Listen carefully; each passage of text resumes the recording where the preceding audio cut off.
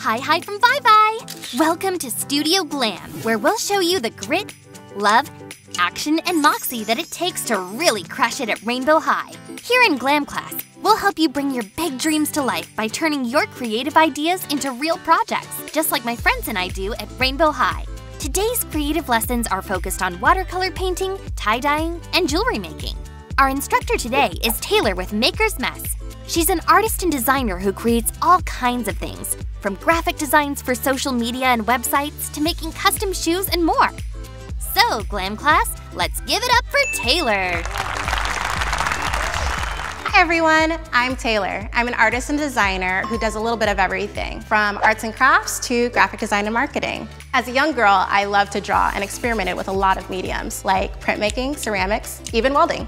I attended a performing and visual arts high school, a lot like Rainbow High, and in college I majored in product design. I still find time to paint for fun, and I love getting inspired by people and nature. Today we're going to be creating rainbow watercolor landscapes, tie-dye socks and scrunchies, and handmade clay jewelry. Let's get started. Our first GLAM class today is rainbow landscapes. So today we're going to be doing this awesome sunset over the ocean with palm trees. For this, you're going to need watercolor paper, black and white acrylic paint, a watercolor palette, a paint palette, a vessel for water and your brushes, pencils, paper towels, and a blow dryer. So I'm just clearing my space a bit and placing several paper towels down. And then I'm going to get a large flat brush and give a wash of water all over my paper to help the colors blend. Now we're gonna open our palette. So I'm gonna go in with this medium pink here. I'm really going in and loading up my brush. And then I'm gonna go about halfway on my painting and create a line. And I'm just going to keep doing horizontal strokes for about a third of the way up. So I'm gonna rinse my brush off in my water, give it a good swirl and tap, and then onto my paper towel. And then I'm gonna go into this orange here. Now that I've got some orange, I'm gonna blend down into my pink to get them to kind of mix together. Okay, I'm gonna go into some yellow now. I'm gonna use this warm yellow down here, just above my orange, keeping with those horizontal strokes. So now I'm going to completely switch brushes to another flat brush and go into my sky blue. And this is going to be all along the top. I think I might even take my pink down a little more. So I'm gonna go back to my other brush, just below that first pink. And I'm going to do my darkest, most midnighty kind of blue all along this bottom portion. I might use just a little less water so that I can get it a bit darker. And now I want to go back to that same blue we used in the sky, kind of draw some of those colors in. I got my blow dryer here. I stick my brush back in the water. Now I'm going to dry again before we go in with our black. So now I'm gonna actually get my white acrylic paint. And I have a reusable palette here, but you could use wax paper or whatever you have. And this can be totally dry since we're now going in with acrylic. You don't need any water on your brush. So I could use this jar, for instance, and a pencil to choose where I want my sun to go. Let's do it about here in the center and see what that looks like. It's nice going in with a pencil because a pencil is erasable. All right, we've got our white paint and we're just gonna fill our sun in. So then I'm also gonna use the white paint for highlights on my water. Still go in horizontal lines, but I'm gonna kind of tap and add some little spots and dashes. I think I might just do a few wispies. You know how sometimes they're fluffy clouds, sometimes they're wispy clouds, and I wanna do some reflections of the sun onto the water. So just below our sun, we're gonna kind of come down into a V, Now I'm going to dry again before we go in with our black.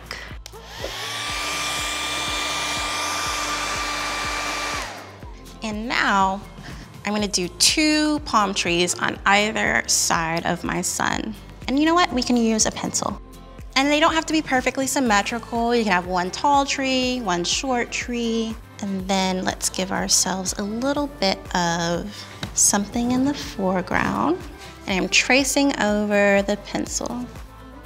Art is super individual. You should never feel too much pressure to get it perfect. For the base of the tree, I'm gonna have it come a little bit wider, and then I'm going to create some short curved lines off of that branch. Great thing about art is how much fun it is to make. So even if it doesn't come out how you like, just make sure you're having a fun time. So there you have it. That is my ocean sunset. I think it looks so pretty and fun. You could totally frame this and display it. You could scan it and then you'll have a digital copy. Play around, enjoy the process, and show us what you make.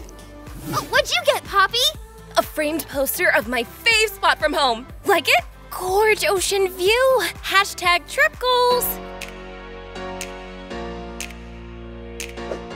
For our next GLAM class lesson, we're doing tie-dye. Tie-dye is so fun and such a cool way to show off your favorite colors while keeping your style unique. You can tie-dye pretty much anything, but today we're doing socks and scrunchies. So to tie-dye, I have 3 different colors, blue, pink, and yellow. Some blank items to tie-dye. White works best, but you can do color as well. Rubber bands, gloves, some absorbent pads to keep our space clean, some Ziploc bags, a spray bottle, and paper towels. To keep my space clean, I'm gonna be using a puppy pad or water absorbent pad. Tie-dye can get pretty messy, so remember to take off anything nice that you don't wanna get dirty, talk to your parent and get permission, and wear protective materials like a smock, apron, or gloves, or all 3. So to start, I'm gonna get a rubber band and pick a point on my sock that I want to start twisting from, so that when I take it out of the dye, I will have a swirl type of pattern. And then using a rubber band and going around. All right, I've got my dye now, so now I'm gonna figure out what colors I wanna use today. I think let's do some pink and yellow. Let's remember to give that a good shake. Then going between my rubber bands, and you can see how helpful the nozzle is, that it can go right where I want. So each of these sections that were created by my rubber bands, I'm gonna use to help me to alternate. All right, now I'm gonna use my yellow. I'm going back in those spaces, and where the 2 colors meet, it's actually gonna create kind of an orange color, which is so fun. And that's kind of all the fun of tie-dye, is getting to see the colors blend.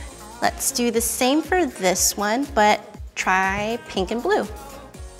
Clothing and accessories are a way to show your personality through your style. So that's just pushing all of that wet dye through our sock. So for this sock, I'm gonna do the scrunch method, where we're just gonna let it pile up on itself.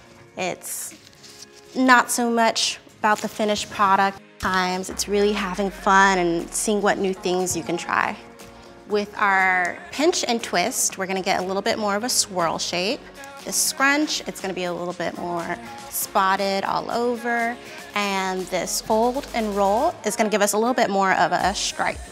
And by the end of this, you can test out what your favorite method is. Are you a more precise person, or do you like to get crazy and freeform it?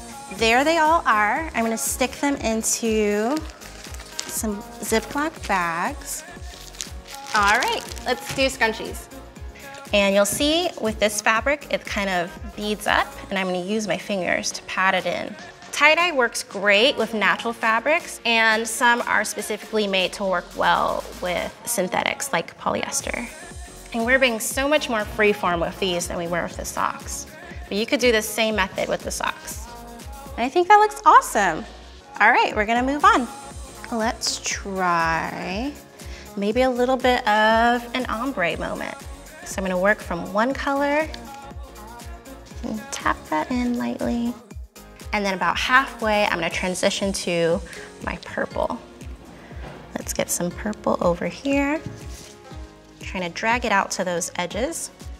Another thing with a scrunchie is that it's already sort of scrunched up, so it's kind of doing the work of the rubber band for you. Let's do the other side. And for this one, I just want to do some polka dots. So I'm making a few spots in this one. I'm going to not tap in, and I'm going to go back over it with some yellow and see how those colors blend if I just leave it in place. After you're done tie-dyeing, let your items sit for about a day, then rinse them off in the sink and then wash them by themselves so you don't get ink on any other clothing. As you can see, I took our socks out of the Ziploc bags, and I have some examples of what they look like when they're more dry. And here you can see this was our scrunch method sock. And there it is wet, and here it is a little more dry. As you can see, the colors get a little lighter once it's dry. Let's see, this was one of our stripe methods. Ooh. Which one do you guys like more? And then this was one of our spiral methods. So then we have our other here, and there's our other spiral sock. And as you can see, our scrunchies are a bit dry too. This one is so pretty. I love the pink, purple, and blue. Polka dot one, which you can see how those colors really blended. There's our ombre, pink to purple. So pretty. And there you have it, guys. Leave these to dry, follow the wash instructions, and you're gonna have some beautiful new Arty accessories.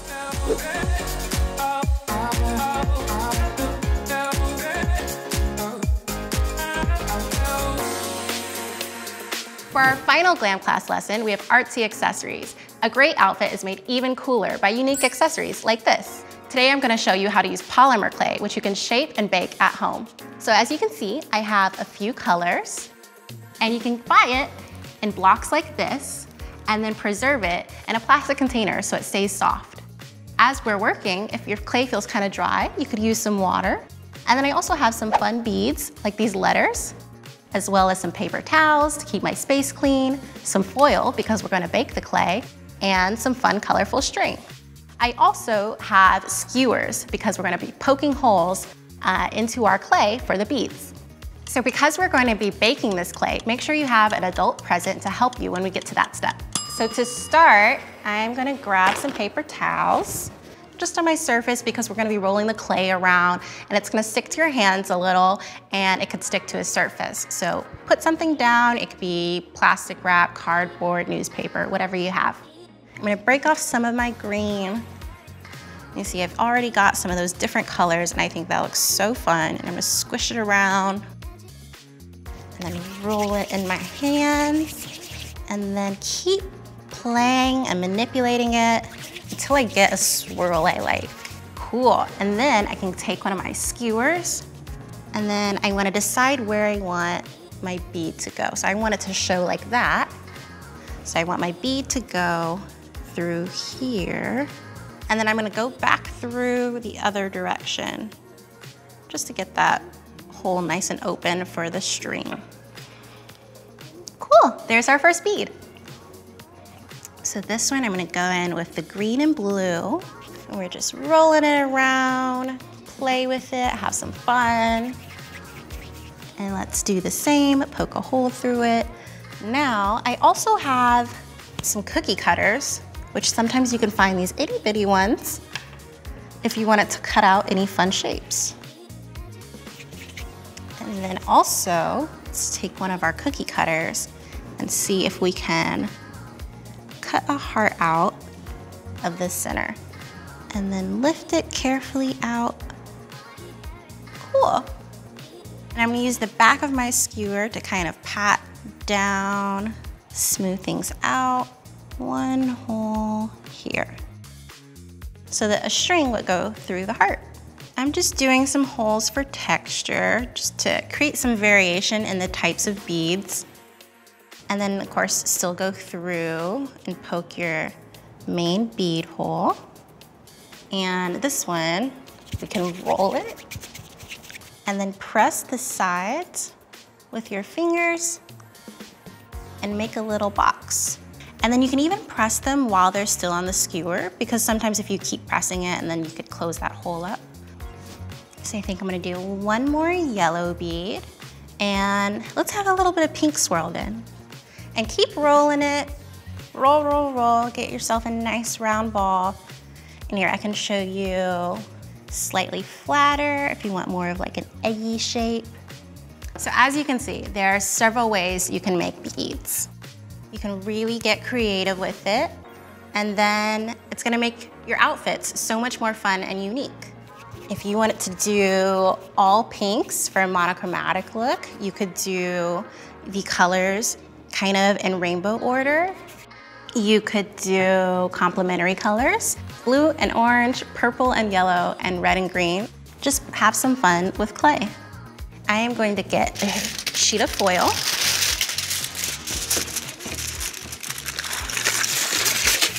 And lay them out how they're going to bake. So there we have it. For this particular polymer clay, these are gonna bake for 10 minutes at 275, but make sure to read the instructions on the one you have. See you in a minute. All right, our beads are out of the oven. Probably put our heart in the middle, so that's kind of like our statement bead. So even though we did all kinds of different shapes, I'm choosing to do my colors fairly symmetrical, but you don't have to do that. Awesome, I love that so much. Let's see.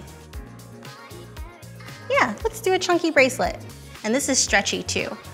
And cut that extra string off. And wow, there we go. Well, that's it for this lesson. Jewelry like this makes great gifts, and you could even start your own business. So I hope you give it a try. I hope you get to experiment and play around with colors and shapes and have fun with your style.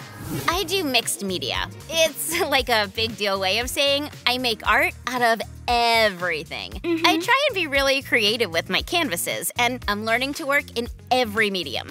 I take the world and turn its colors up, because creating art is such a powerful way to make my voice seen. I hope you all enjoyed our art class today. We can't wait to see you rocking your jewelry. You can see more fun ideas from artists, designers, and creatives like me at makersmess.com or on Instagram at makersmess. Thank you, Taylor, and to all of you who attended today's GLAM class. We can't wait to see what you create. Have your mom snap a pic and share with everyone at Rainbow High on our Instagram, Facebook, or on rainbowhigh.com. Our next GLAM class is Saturday, June 19th, and trust me, you won't want to miss it. So make sure your parent enrolls you for the class at rainbowhigh.com. Thanks for joining us today, and see you next week. Bye-bye from Bye Bye.